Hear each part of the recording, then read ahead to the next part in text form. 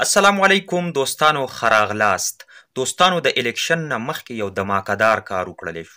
هغه څه و چې د دوو کسانو ملاقات وکړلی شو چې یو زموږ سره د آیسای چیف او د چیف جسټس ملاقات وکړلی شو. یو به په دې باندې خبره کوو او دویمه خبره به مونږ په دې کوو چې یو سینیر قانوندان او سیاستدان اعتزاز حسن چې کوم دی د دغه ملاقات نه پس خبره وکړه. یعنی خلکو کوېسچن یې راوچتولي چې یار آیسای چیف او د چیف جسټس ترمنځ به څه خبرې کړی شوي، نو په دغه خبرو باندې به ډسکشن کوو. ډېر سوالونه په دې باندې راوچتېږي. او دریم خبره د شمشاد احمد په باره کې چې شمشاد احمد په اقوام متحده کې ریپرزنټیټیو د پاکستان د طرفه هغه د باجوا په حق باندې څه خبره کړې، یعنی باجوای څنګه ایکسپوز کړی دی. په دې دریو خبرو باندې به ډسکشن کوو. خو د دې نه مخکې زموږ دته یو ریکویسټ دی. هغه ریکویسټ دا دی چې ویډیو پیغام د سره مخکې ضرور شیر کړئ او په کمنټ کې را سره خپله قیمتي رایه هم شریکه کړئ.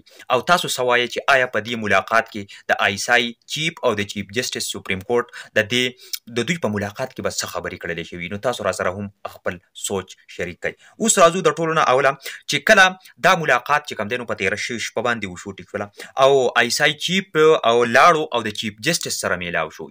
او په کار هم داسې ده چې آیسای چیف لاړ شي او د چیف جسټس سره ملاقات وکړي، ځکه چې عدلیه سپریم ده او سپریم ګڼل هم چې کوم دی نو موږ له پکار دي. نو اوس دا ملاقات مسلسل 3 غنټې ملاقات وشو. اوس چې کله دا 3 غنټې ملاقات وشو نو ذرایع وایي چې خلکو ډېرې کوېسچنې راوچتې کړلې او کوېسچنې دا راوچتې کړې چې یاره دا ملاقات به په څه هکله باندې شوي.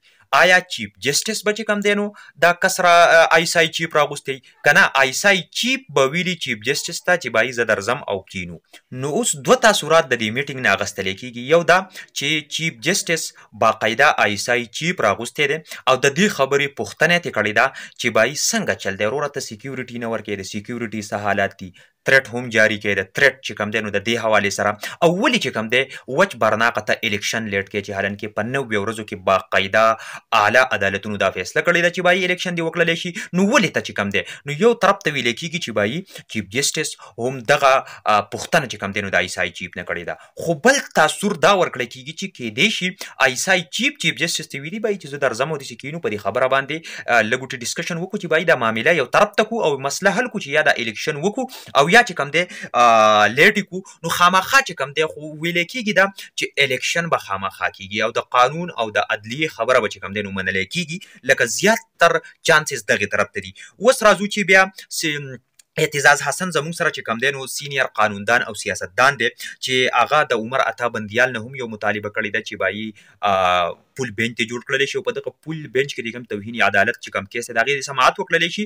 او بیا خاص کر د شهباز شریف او د رانا ثناء الله په باره کې یو اهمه خبره دا وکړلی شوه چې بایي رانا ثناء الله او شهباز شریف چې کوم دی نو پټیږي او ځي په پارلیمنټ کې ځان پټوي، یعنی د عدالت مکمل طور خلاف ورزي کوي او د عدالت حکم نه مني. نو لهذا دوی چونکې د عدالت توهین کوي نو د دوی خلاف د کاروایي وکړلی شي. تاسو ته پته ده 72 غنټې پوره شوي دي او سټیټ بینک اف پاکستان چې کوم دی نو پڼ هم نه دی جاري کړی، یعنی د الیکشن دپاره پیسې هم ورنه کړي.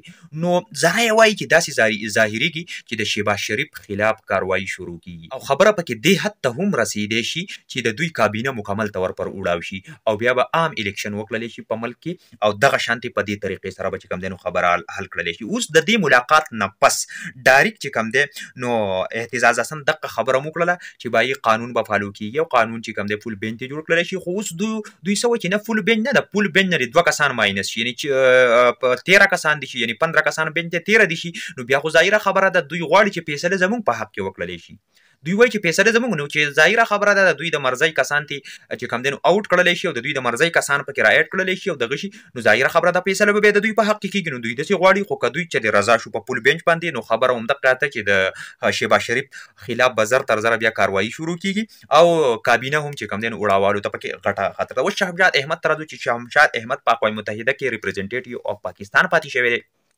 د باجوا په باره کې ویلي چې مونږ خو د ډېرو جرنیلانو سره میلاو شوي، خو د پاکستان په تاریخ کې باجوا یو داسې جرنیل دی چې دا راغی نو د آرمي ټول قوانین چینج کړله، د چې کوم دی نو آرمي ریسټرکټډ کړله او دله داسې نه دي کول پکار چې بایي هر څه په خپل ترو باندې کوي، ځکه چې دله د عزت ریسپیکټ او دا دومره غټه مرتبه چې کوم دی دا د خلکو په ذریعه ورسره میلاو شو، یعنی د خلکو چې کوم دی نو سپورټ کوو، مینه محبت یې ورسره وکړه او دغه سټیج ته یې ورسوو. که چېرې خلکو دا نه سپورټ کړو نو دا دغه سټیج ته نه تلو او د الټه سترګې بدل کړئ عوامو ته چې کوم دی نو الټه شو، د ملک بیړۍ غرقه کړه وکړه ملک چې کوم دی نو په چپه باندې بوتلو خپل قوانین خپل بزنسونه خپل کاروبارونه او دا څیزونه یې روان کړله او بالکل د خلکو نه چې کوم دی نو سترګې واړولې نو دې جرنیل نه داسې نه کول پکار او موږ د ډېرو جرنیلانو سره میلاوي شو خو د پاکستان په تاریخ کې دا واحد داسې جرنیل دی چې یقین وکړئ د موږ ډېر زیات خفه کړو نو دا ملګرو تاسو څه وایئ په دې هکله سره تاسو را سره هم خپله رایه په کمنټ کې ضرور شریکه کړئ ویډیو پیغام به در سره لازمي شیر کوئ او په اخره کې خپل شریک ولې اجازه ورکړئ.